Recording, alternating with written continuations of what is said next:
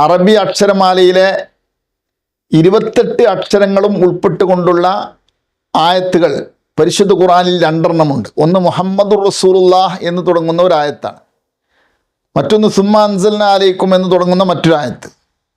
ഈ 2 ആയത്തുകൾ വളരെ ഇമ്പോർട്ടൻ്റ് ആണ്, നമ്മൾ പഠിച്ചു വെക്കുന്നത് വളരെ അത്യാവശ്യമാണ്. അതേക്കുറിച്ച് മഹാന്മാരെ ഇമാം യൂസുഫ് നബ്ഹാനി തങ്ങളുടെ സഅദത്ത് പോലുള്ള ഗ്രന്ഥങ്ങളിൽ കാണാം.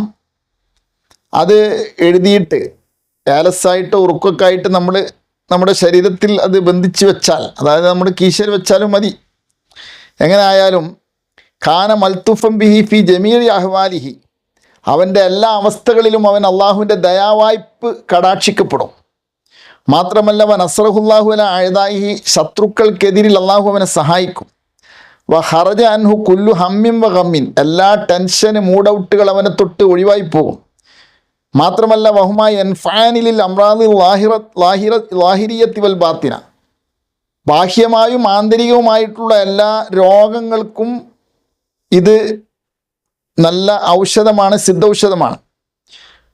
മാത്രമല്ല അത് നമ്മുടെ ശരീരത്തിലുള്ള വ്രണങ്ങൾ, അതുപോലുള്ള ചൊറികൾ തുടങ്ങിയിട്ടുള്ളവർക്കൊക്കെ ഇത് മന്ത്രിച്ചിട്ടുള്ള വെള്ളം ഉപയോഗപ്പെടുത്തി കഴുകുകയാണെങ്കിൽ വളരെ എഫക്റ്റീവാണെന്നൊക്കെ അതിൽ പറഞ്ഞിട്ടുണ്ട്. അല്ലാഹു സുബ്ഹാനഹു വ തആല നമുക്കതൊക്കെ ഉപയോഗപ്പെടുത്താൻ തൗഫീഖ് നൽകട്ടെ.